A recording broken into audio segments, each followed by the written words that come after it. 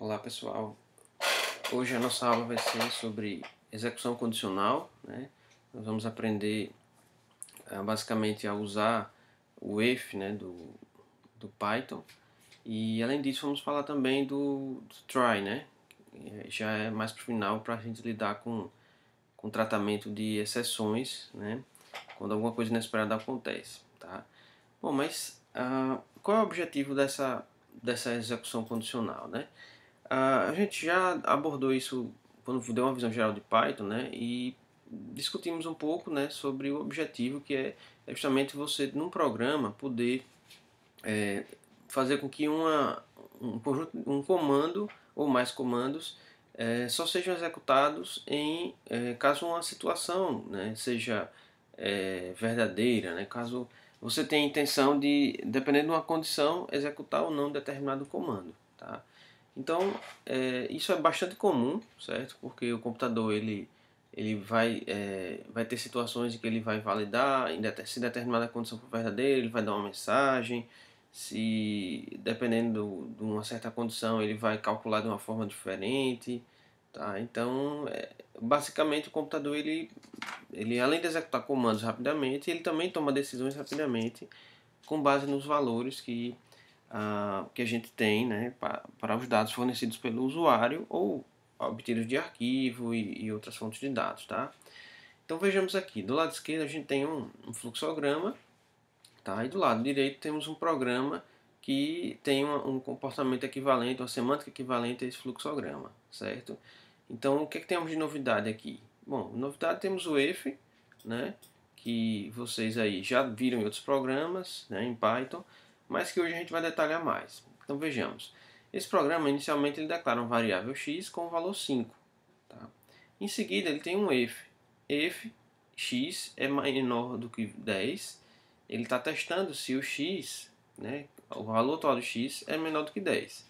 Bom, a gente deduz que é menor do que 10, porque é 5. Então, essa expressão aqui ela retorna o quê? Um valor verdadeiro, né? O valor true, tá? Que é verdadeiro em inglês. Beleza. Então, isso aqui, ó, checou, né, como sendo verdadeiro. Então, o que acontece? Se isso aqui é verdadeiro, o comando que está dentro do if, quem é o comando que está dentro do if? É esse aqui, tá? Como é que eu sei que ele está dentro do if? Por questão da indentação, né? Então ele está indentado, faz parte, está aqui dentro do if, e esse outro if aqui não faz parte desse if aqui, tá? Por quê? Porque ele não está indentado, ele não está no mesmo nível aqui desse print. Então, como x é igual a 5 e 5 é menor do que 10, ele vai fazer o quê? Print menor. Então vai sair na tela o valor menor. O programa vai continuar e vai prosseguir para o próximo comando. Qual é o próximo comando? If x maior do que 20. X é maior do que 20? Não, porque x é 5 e 5 não é maior do que 20. Né? Então, print maior vai ser ignorado, ou seja, ele vai pular, ele vai vir aqui, ao invés de entrar para executar o print maior, ele vai pular esse comando e vai continuar nessa mesma linha aqui, né, de execução, tá? Então, ó, estão entendendo? Ele vem aqui, veio para cá, mas aqui ele pulou, não vai imprimir esse comando aqui, tá? Então, é justamente o que vocês podem observar nesse fluxograma aqui ao lado, né? X recebe 5, eu testo se x é maior do que 10, x é maior do que 10, vou pelo caminho do sim, print menor e volto para fazer o próximo teste aqui. Então ele imprime menor da forma como vocês analisaram aqui. X é maior do que 20, sim, né? Então ele veio por aqui, executou, depois veio por aqui, né? Vai testar aqui. X é maior do que 20, sim ou não? Não, porque 5 não é maior do que 20. Então ele vai vir por este caminho e vai imprimir fim, exatamente como está aqui, né? Certo? Então o if serve para isso, para que você possa decidir a partir de uma certa expressão, que retorna verdadeiro ou falso, se você quer executar um comando. De forma bem simples é isso. Tá? Bom, a gente tem como operadores, né, que a gente vai usar para compor essas operações, tá? A gente chama de operadores de comparação, ou também operadores relacionais, né, já que eles relacionam valores, tá? Esses operadores de comparação, eles fazem parte das expressões booleanas, né, porque são expressões que retornam verdadeiro ou falso, tá? Então, essas expressões, né, você pode usar aqui menor, maior, não apenas números inteiros, mas números reais, strings, tá? A gente vai ver isso quando estiver falando dos tipos de string em mais detalhes, tá? Então, o que a gente está comparando aqui, né, você vai ter, por exemplo, x, e aqui pode ser outra variável, pode ser um valor. A gente já viu aqui, né? 10. Já viu uma expressão no exemplo anterior, tá? Vamos voltar aqui. Então, isso aqui, ó, estava usando o operador, certo? Maior. Então, o operador maior era esse aqui, né? Mas existem outros operadores. Maior, maior e igual, menor, igual, menor, igual, igual. Ou seja, igual, igual representa igualdade, né? Então ele está testando se os dois valores aqui, nas duas expressões, tanto o lado esquerdo como o lado direito, têm o mesmo valor.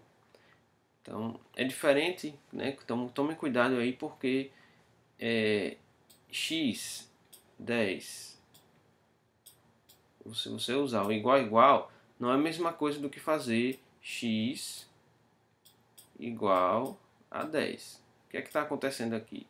X igual a 10, ele está recebendo o valor 10. E nesse caso, x não está recebendo o valor 10. Ele está sendo comparado com 10. Se for verdadeiro, então essa expressão como um todo, certo? Isso daqui tudo vai retornar para você um valor true. Caso não seja verdadeiro, ou seja, se x é diferente de 10, então retorna um valor falso, ok? Bom, o diferente é o sinalzinho de exclamação seguido de igual, ou seja, o not não é uma negação da igualdade, tá?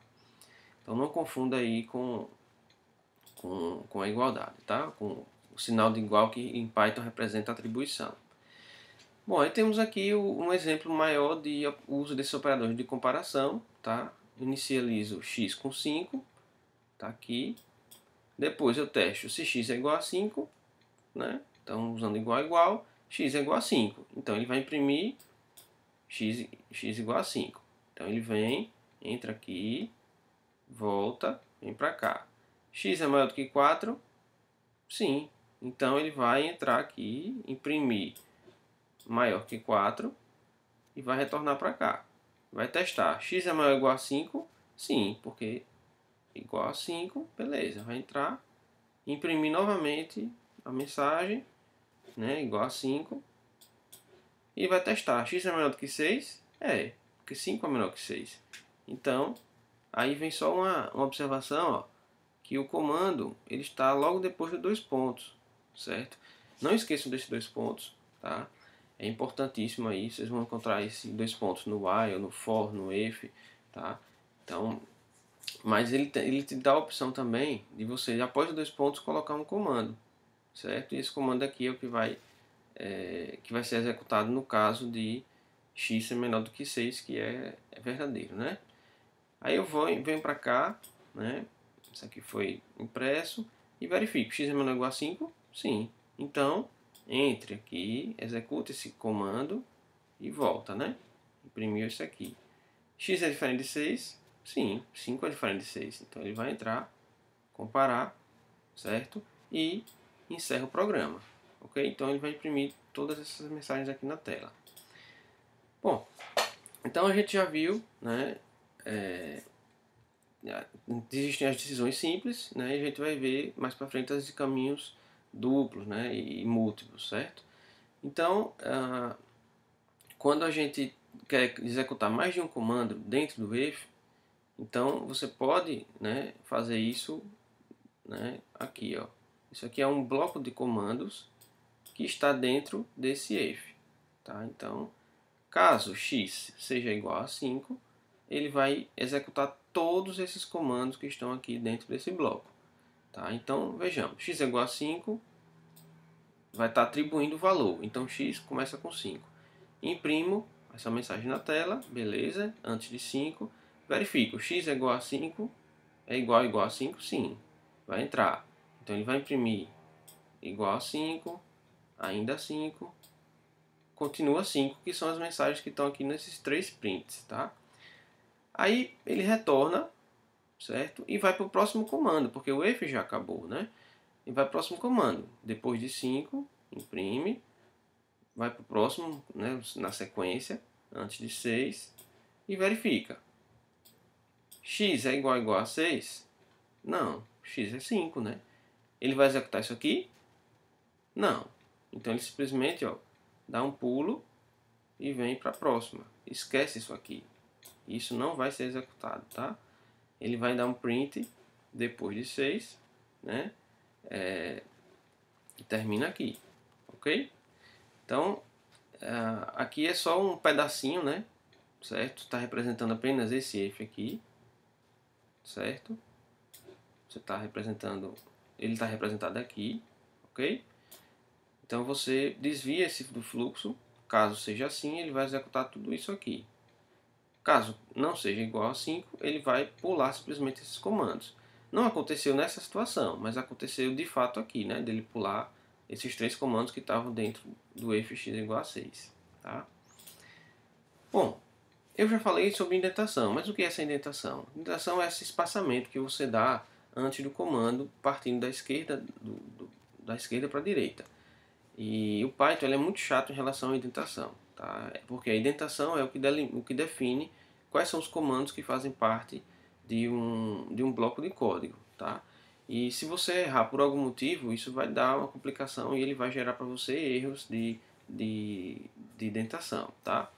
Então, como recomendação forte, tá? Sugiro que vocês desabilitem a tabulação, tá? A gente vou comentar mais um pouco como fazer isso, mas é uma preocupação extrema, né? Cuidado com a indentação, tá? Então, regra geral, o que acontece? Se eu tenho um if, se eu tenho um for, se eu tenho um while, dentro, para representar que tem comandos dentro dele, eu vou aumentar a indentação, certo? Dado que eu entrei no bloco, aí eu vou manter a indentação, todos os comandos começam na mesma posição, para que eu fique sabendo, né, para que o Python fique sabendo que aqueles comandos fazem parte daquele bloco, tá? Quando o bloco terminar, ou seja, terminar os comandos que estão dentro do if, do for, então você deve reduzir a indentação agora para ao mesmo nível, né, do comando if ou for, né, ao qual os comandos pertencem, tá? Isso a gente pode ver, né, aqui, né? Então a gente tem esses comandos print que estão subordinados a esse if, e assim que ele termina a gente volta para o mesmo nível aqui, né? Mesmo nível do if, ok? Pronto. Então cuidado com isso daí, porque qualquer espacinho a mais ou menos vai dar diferença, tá? Tem um detalhe também o seguinte: linhas em branco, né, o Python vai ignorar. Para ele é como se não existissem, certo? Então não precisa se preocupar com branco, linha em branco. Linha em branco está lá só para separar o código para facilitar a nossa vida, tá? Assim como os comentários. Eu já comentei com vocês, né, que o Python ele ignora totalmente qualquer comentário que você coloca no código. Esses comentários são para a gente, para facilitar o entendimento do programa e não para o Python, ok? Então, como eu já comentei, né, não use tabulação, né, ou seja, não usar a tecla Tab do computador, o Python, tá? E caso vocês queiram ainda assim usar, ao invés de usar espaço em branco, existem alternativas, que é o seguinte: nos editores, e aí eu tenho, né, as opções de menu que você deve seguir para fazer isso, fazer com que a tabulação ela seja transformada em espaços.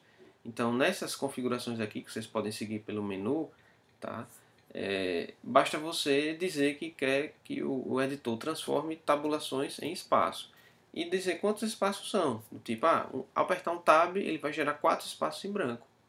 Pronto, está resolvido o problema. Então não vai acontecer uma série de problemas inesperados no Python, tá? Então, porque o Python ele dá muita importância à indentação, então vocês também têm que ter muito cuidado com isso, tá? Então, mostro aqui uma telinha, né? Então, vocês vão chegar lá, escolher, né? Seguir o Python, né? Aqui é o Notepad++, certo? E vão definir, ó, o tamanho do tab para 4, né, e replace by space, ou seja, substituir a tabulação por espaço. Tá?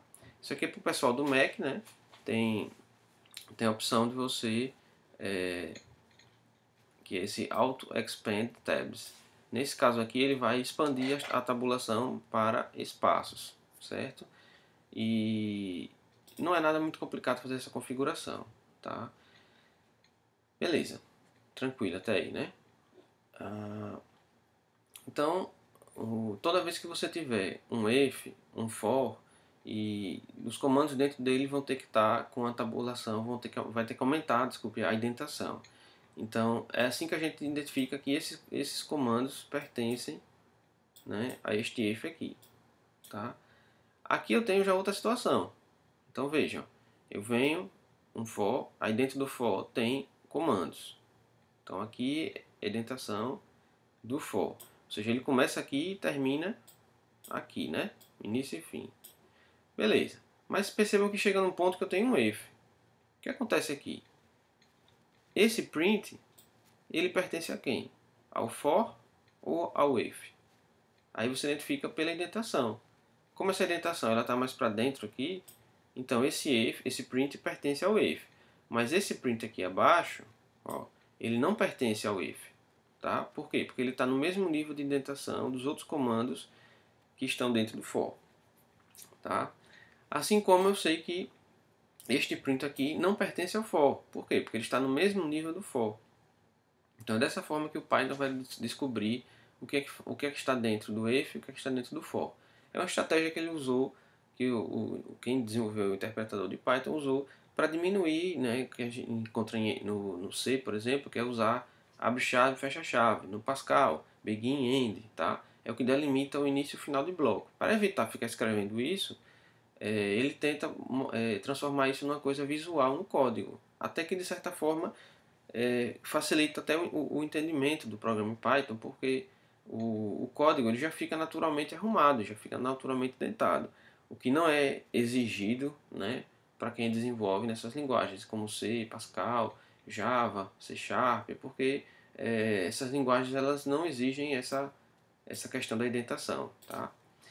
Bom, então, aqui eu tenho um exemplo em lilás aqui, né, ou em roxo, como queiram, tá?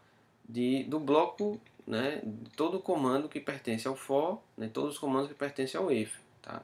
E aqui tem um destaque em verde, né, do if que está dentro do for. Ok? Bom, então é só para limitar o início e fim desses blocos. Tá? Bom, uma situação que também acontece com frequência é quando você toma uma decisão e aí você chega numa situação que, mesmo assim, você ainda tem que decidir mais alguma coisa em função daquela decisão que você já tomou, certo? Então aqui eu tenho um exemplo. X é 42, inicialmente. Eu testo se x é maior do que 1, tá? Então ele vai imprimir que é maior do que 1, mas eu só vou imprimir que é menor que 100, obviamente, se o x também for menor do que 100, tá? Então 42 é maior do que 1, sim, então imprime esse daqui. Agora, 42 é menor do que 100, também, então ele vai imprimir menor do que 100, tá? Agora, se fosse 110, tá? Não fosse 42, ele iria vir para cá, x é maior do que 1, sim, 110 é maior do que 1, então imprima esse. Ele iria verificar, x é maior do que 100? Não, 110 não é maior do que 100. Então, simplesmente não iria imprimir isso daqui. Tá? Por que a gente chama de decisão aninhada? Porque ela está, esse if aqui, tá? Ele está dentro desse outro if. Então, ele está aninhado com relação a este if. Tá? Então, a gente consegue observar isso através desse fluxograma aqui ao lado. Então, mesma coisa. Se x é maior do que 1, ele vai seguir por esse caminho, tá? Imprimindo maior do que 1, que é o que faz aqui. E aí eu tenho uma decisão que depende dessa. Se essa aqui for verdadeira, eu vou ter que avaliar essa situação aqui, essa condição. Agora, se for falso, eu simplesmente nem passo por essa decisão. É o que acontece aqui. Se isso aqui for falso, tá? Ele vem o quê? Vai pular isso tudo aqui e vem para cá. Então ele dá o print fim diretamente. certo? Se for verdadeiro, x é maior do que 1, ele vai ainda avaliar isso daqui e seguir os passos condicionais que se encontram nesse fluxograma, tá? Agora, tem uma situação também que é a seguinte, às vezes a gente quer executar alguma coisa quando é verdadeiro e executar outra coisa quando é falso. Então, vejamos aqui. Ó. Se x é maior do que 2, eu imprimo que é maior, se for verdadeiro. Se for sim, print maior. Agora, se não for, se x não for maior do que 2, ele vai executar outra coisa, que é print não maior. Depois de ambos, né, as possibilidades aqui, tá, eu vou executar o print fim. Então, é como uma bifurcação. Ou você segue por um caminho, ou segue por outro. Mas não vai conseguir seguir pelos dois caminhos ao mesmo tempo. É uma bifurcação lá na estrada, tá? Então, essa é a ideia. Então, vejamos aqui, ó. Se x é igual a 4, o que acontece? X é maior do que 2? Sim. Então, ele vai vir, ó, por aqui e vai imprimir que é maior.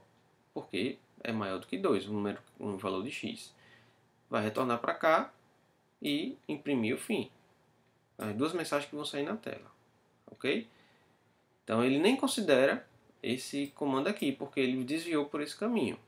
Certo? Então isso é feito aqui através do else. Tá? O que é que o else quer dizer? Se o x é maior do que 2, ele vai executar esse comando. O else é, caso contrário, né, ele deve executar isso daqui. Entendeu? Então o else só vai entrar quando esse daqui não entrar, quando for falsa essa expressão aqui. Ok? Então, se isso aqui é verdadeiro, executa o comando do if. Se for falso, vem para o else e executa o comando que está no else. É um ou outro, nunca os dois. Tá? Bom, a gente tem também a situação onde eu posso ter caminhos múltiplos. Né? Então, eu posso entrar aqui e executar esse comando e pronto, eu pulo já para o próximo, né? Que seria o print fim. Tá? O Python ele tem uma palavra aqui, uma palavra reservada que é o elif, né?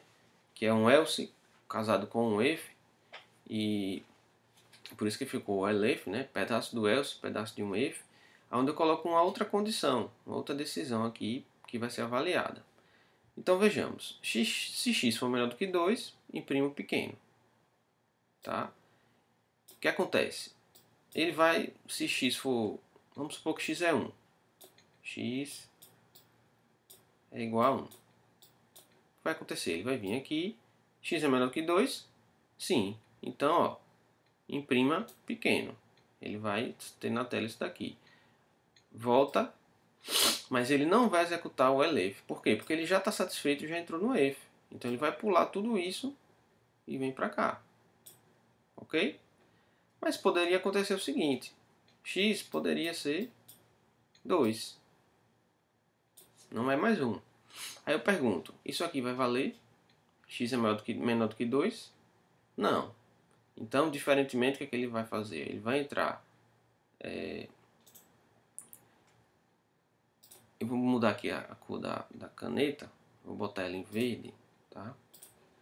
Aí o verde, ó, ele vem por aqui, certo? O que vai acontecer? Ele vai testar x é maior do que 2? Não, não é menor do que 2. É igual a 2. Então ele não vai print pequeno. Ele vai testar agora o elif. X é menor do que 10? X é menor do que 10. 2 é menor do que 10. Então ele entra aqui e executa print médio. Em seguida, vem para o print. Então, sai esse segundo comando. Agora, se fosse 20, tá? Não é 10, não é 2, é 20. Então ele vai vir, vou mudar a cor novamente para ficar mais fácil de entender, né? Então, um azul mais escuro aqui. Pronto. Então, o azulzinho aqui, ele vai testar. X é menor do que 2? Não. 20 não é menor que 2. Vem para o else if, o elif. 20 é menor do que 10? Também não. Então, continua e vem para o else. Ele não satisfez nenhuma dessas condições, então, aqui é o caso contrário. Ou seja, se nenhuma dessas for satisfeita, ele vai entrar no final aqui. Então, ele vai imprimir grande. Ok? Bom, isso ficou, acho que ficou bem claro, né? Vamos ver aqui mais um exemplo, né? Dado que x é igual a zero, ele testa 0 é menor do que 2, então ele vem por esse caminho, certo? Vamos pegar aqui o caminho em laranja, ele vem por esse caminho, desvia para cá, imprime pequeno, volta para cá, ó, no fluxo normal e imprime fim, ok? Então isso aqui é quando x é igual a 2, beleza? Por que ele não vai entrar no elif? Por quê? Porque ele já entrou no if. Esse elif é só caso, é um else, mas que tem uma condição a mais, entendeu? Então ele só vai entrar aqui se essa condição aqui for falsa, tá? Que é quando é o não, tá? Agora suponha que x é igual a 5. Outra situação, x é igual a 5. X é menor do que 2? Não. Então ele vai vir, prosseguir por aqui e testar. X é menor do que 10? Sim, porque 5 é menor do que 10. Então ele vai imprimir médio, vir por aqui e imprimir o fim. É a mesma coisa aqui, né? Ó. Vem por aqui, depois volta e imprime o fim. Então ele não entra nem aqui, nem entra aqui. Ok? Bom, o terceiro caso é para x é igual a 20. X é igual a 20. Aí ele pergunta, 20 é menor do que 2? Não. Né? Não é menor do que 2. Então ele vai vir para cá, prosseguir por aqui. X é menor do que 10? Também não. Então ele prossegue e imprime grande e termina em fim. Então vai sair. Ele vem por aqui, pergunta se é menor do que 20, não é. Pergunta se é menor do que 10, não é. Então ele entra no else, porque não tem outra alternativa, né? E imprime tanto grande como fim, tá? Bom, então aí eu posso ter vários elifs se eu quiser, certo? Não tem limitação. Agora, pode acontecer de você abusar disso aí, né? E começar a ter alguns erros, certo? Bom, eu também não preciso ter o else sempre. Eu posso ter um if com elif, assim como eu posso ter o if sozinho e não ter nem else nem elif, ok? Aqui eu tenho um exemplo, né? Ele testa se x é menor do que 2, se for, ele imprime pequeno. Caso contrário, ele vai testar se x é menor do que 10. Nesse caso, x é menor do que 10, então ele imprime médio, tá? Beleza, ele fez esse caminho aqui, entrou aqui e voltou, tá? Aqui é a mesma coisa, né? Então, vamos supor que eu tenha x igual a 25. O que é que vai acontecer? Ele vai testar. X é maior do que 2? Não. Então pula esse comando aqui. X é maior do que 10? Também não. Então pula esse comando aqui. X é maior do que 20? Não. 25 não é menor do que 20. Então ele vem para cá.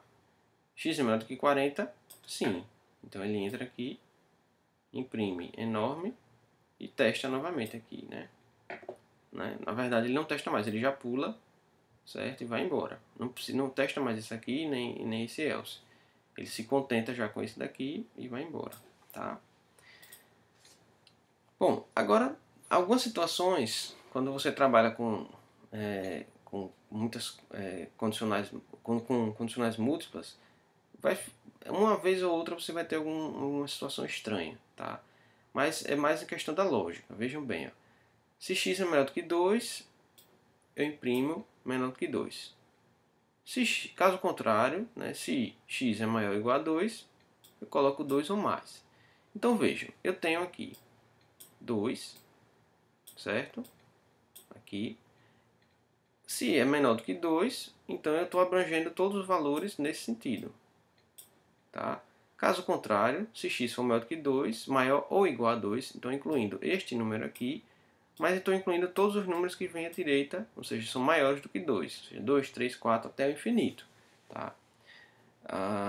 Essas duas condições já capturam todos os valores possíveis de x. O que esse else está fazendo aqui? Porque ele nunca vai ser executado. Por quê? X só pode ser menor do que 2 ou maior ou igual a 2. Né? Como tem aqui, x é maior que 2, os menores. Maior ou igual a 2 é o próprio 2 e todos que são maiores. Né? Então, como eu falei, você não vai conseguir encontrar um número que nem seja menor do que 2, nem seja maior ou igual a 2. Tá? Aqui, então, o comando que não vai ser executado é justamente esse daqui. Nunca vai ser executado, certamente. A mesma coisa aqui, ó. Eu venho, x é menor do que 2, então ele vai pegar valores que são de 2, tá, para cá. 2 menores do que 2, sem incluir o próprio 2, né? Agora, eu verifico, né, que tem aqui o 20, né? O próximo teste é x é menor do que 20. Então tem aqui 20, ele está abrangendo o quê? Todos os valores que são menores. Tá? Então, se ele entrar aqui, é porque ele é menor do que 2. Pode ser 1, pode ser 0, menos 1, menos 2 e assim por diante. Menor do que 20, além, né, do 19, 18, ele vai incluir todos esses valores que já foram incluídos aqui. Tá? Então, de fato, o que é que você vai estar testando aqui? De 2 a 19. Por quê? Se for menor do que 2, ele já cai nessa condição aqui. Ele só vai imprimir menor do que 20 se for um valor entre 2 e 19. Tá? Aí, se ele já caiu aqui, todos os valores menores do que 2, de 12 a 19, quando eu vier testar, possivelmente, o valor 10, isso nunca vai acontecer, porque o 10 é menor do que 20, ele já teria entrado aqui. Perceberam? Então, este comando aqui, ó, ele nunca vai ser executado. Porque o x menor do que 20 já abrange essa condição aqui. E o Python não vai dizer isso para você, certo? Então, esse comando vai ficar lá perdido, nunca vai ser executado e o Python não vai lhe alertar sobre isso. Tá? Agora, o else pode executar? Sim. Que situação? Quando forem valores de 20, tá? Maiores do que 20. Quando x for maior do que 20. Vejamos, x é 22. 22 é menor que 2? Não. Então, o que é que ele faz? Vou mudar a cor da caneta aqui. Vou botar aqui em vermelho. Então, ele vem, testa. Não é menor do que 2. Não é menor do que 20. Tá? Porque ele é, vamos supor, que seja 30. Tá? 30 não é maior, não é menor do que 2. Não é menor do que 20. Tá? Também não é menor do que 10. Porque se ele não é menor do que 20, não vai ser menor do que 10, né? Aí ele vai entrar no else e executa outra coisa. Tá? Então o único comando que não executa nunca é esse aqui, print menor do que 10. Ok? Bom, então esses são os comandos condicionais, né, as condicionais que o Python suporta, mas tem uma estrutura a mais que ele permite executar comandos se ocorrer uma certa exceção, né, um erro, tá? Ignorando um comando que vem após aquele erro. Tá? Então é uma estrutura um pouco diferente, mas que é bem interessante quando você tem situações de erro de possíveis erros no seu programa. Tá? Então a gente chama isso de bloco try except. Tá? Em outras linguagens é try catch, tá? Ou try catch finally. Tá? Então a ideia é, você executa algum código dentro do try, se esse código funcionar, tá? O que está dentro do except é simplesmente desconsiderado, porque o except é, em caso de exceção, você vai executar esse código. Agora, se o código do try executado gerar um erro, aí você vai pular para o comando que está dentro do except. Tá? Fica falando assim um pouco estranho e difícil de entender, é melhor a gente ver um exemplo. Né? Então vejamos aqui. Ó. Esse comando aqui, ele atribui a str o valor olá, né? Ou seja, uma string. Quando eu tento fazer int str, né, vocês estão lembrados que a função int, o que ela faz? Ela converte uma string em um valor inteiro. Porém, essa string tem que conter apenas caracteres numéricos e também pode ter sinal, tá? Mas não pode ter olá, porque olá é uma string que contém caracteres e esses caracteres não podem ser convertidos em um número, tá? Então essa conversão aqui vai dar um erro, tá? Tanto é que ele diz para você, ó, ele diz para você, tá, que ó, na linha 2, tá, que é essa daqui, ele diz que tem um erro de valor, tá? O valor literal é inválido para int. Então você informou olá e olá não é um valor válido para o inteiro. O que acontece é o seguinte, que você está executando o programa, chega nesse ponto, ele dá esse traceback, dá esse erro, e ele para de executar o programa em Python. Tá? Às vezes isso não é interessante, você queria dar um tratamento, pedir para o usuário digitar novamente, fazer alguma coisa, tá? E não é simplesmente encerrar o programa, certo? O try except serve justamente para isso. Então vamos entender primeiro como é que ele se comporta, né? Então vejamos, aquele mesmo exemplo. Eu tenho, ó, olá Bob, tá? Que é atribuído a str. Ao tentar converter isso para inteiro, né? O str, que é a variável, obviamente não vai funcionar. Então isso aqui vai dar o quê? Uma exceção, vai dar um erro. Esse erro vai fazer com que seja ativado o except, certo? E eu atribua -1 e o Python atribua -1 à variável chamada inteiro, tá? Beleza, mas ele não vai encerrar a execução do programa, porque você deu um tratamento a esse erro, certo? Então, em seguida vai imprimir primeiro str, ou seja, ó, sai -1, porque -1 é o valor que você atribuiu aqui à variável inteira no except, tá? Aí eu faço o str é igual a outro valor, que é 1, 2, 3, e executo novamente o try. Vai dar erro agora? Não. Por quê? A string contém um número inteiro válido, né? Certo? Contém apenas caracteres numéricos. Então, ao converter a string 1, 2, 3 para inteiro, você vai ter o inteiro 123, tá? Vai executar o except? Não. Por quê? Ó, ele vem executando aqui, entra no try, executa esse comando com sucesso, termina o bloco e pula, né, esse comando. Por quê? Não deu exceção, não deu erro, então ele vai imprimir segundo inteiro. Então sai 123. Tá? Então essa conversão aí teve sucesso, mas perceba que, diferentemente do exemplo do slide anterior, ele não, quando ocorre um erro de conversão, ele não vai encerrar a execução do programa com o traceback. Ele simplesmente vai cair no except e executar a ação que você definiu para contornar o problema. Tá? Então, o try except ele serve como uma espécie de uma rede de segurança, algo que está lhe protegendo. Tá? Então, dentro do try, tá? Se acontecer alguma exceção, ele vai desviar para o except e executar o que está no except.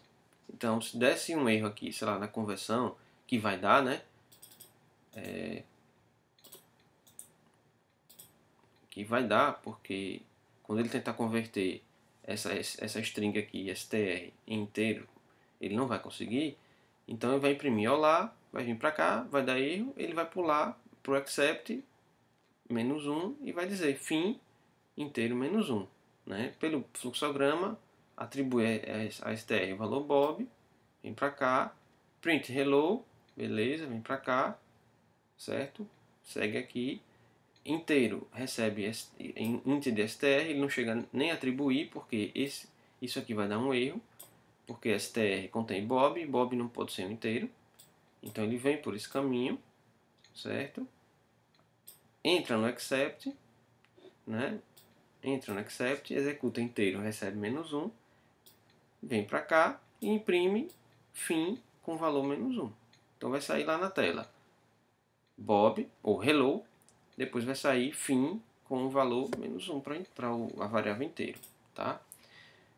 Bom, uma coisa mais interessante, né, quando a gente trabalha com entrada de dados, é validar se a entrada de dados está de acordo com o que você quer. Então, você está esperando que o usuário digite um número. Então, é interessante usar a função raw input, né? de entrada crua, sem nenhum tipo de validação. Então, número é a mensagem que vai sair na tela. Número, 2 pontos. O que está em amarelo 42 é o que o usuário vai digitar. Então, ele digitou 42, vem para cá, 42 está guardado nessa variável, a string 42, que é convertida para um inteiro e atribuída à variável iVal, né, de integer val. Except vai ser executado? Não, porque ele vem aqui, entra aqui, encerra o bloco try sem nenhum erro, então ele vai pular isso daqui para o próximo comando. Aí ele verifica se o valor inteiro for maior do que zero, no caso 42 é maior do que zero, ele vem, imprime bom trabalho e volta para cá e não faz o else, porque ele já entrou no if. Se ele entrou no if, ele não vai fazer o caso contrário, tá? Pronto, beleza. Agora, se você executasse novamente o programa, né, usando Python e o nome do programa, e informasse 30 a gente sabe que é um número, mas da forma como você está escrevendo aqui, não é um número. Teria que ser assim, né? 30. O Python não vai entender que isso aqui representa isso, tá? Então você entrou uma string. Essa string vai ser atribuída a rowstr, certo? Eu vou mudar aqui a corzinha para vermelho, para a gente não se atrapalhar, né? Então ele vai vir aqui, vai atribuir 30 a rowstr, ele vai entrar aqui, né, no try, e vai tentar fazer a conversão. Não vai conseguir, porque 30 não vai virar um inteiro, tá? Porque é uma string com valor, uma letra T, com a letra R, a letra I, N, T e A. Não é 3, 0. Então vai dar um erro, que acontece aqui, ele pula e vem para cá, para o except. E val vai receber -1, ok? Quando testar se o eval é maior do que 0, vai dar o que? Falso. Então ele veio para cá, testou, é falso, então ele vem para onde? Para o else. E imprime não é o número. Ou seja, esse trechozinho de código, ele está lendo dado, solicitando uma informação do usuário, o usuário está informando e depois eu estou tentando converter ele para inteiro. Se isso der algum problema, o que vai acontecer? Ele vai avisar para o usuário que não é um inteiro e posteriormente a gente vai ver a possibilidade de colocar isso dentro de um laço e ficar insistindo, né, pedindo para o usuário, né, que informe novamente esse número até que esse número seja um número válido, ok? Bom, então, como sempre, né, esses slides aqui, né, seguem a licença do Creative Commons, né, 4.0. Vocês podem reproduzir, podem copiar, compartilhar sem problema, tá? E esses slides foram baseados, né, nos slides do professor Charles Severance da Universidade de Michigan, tá? Então, é isso aí, pessoal.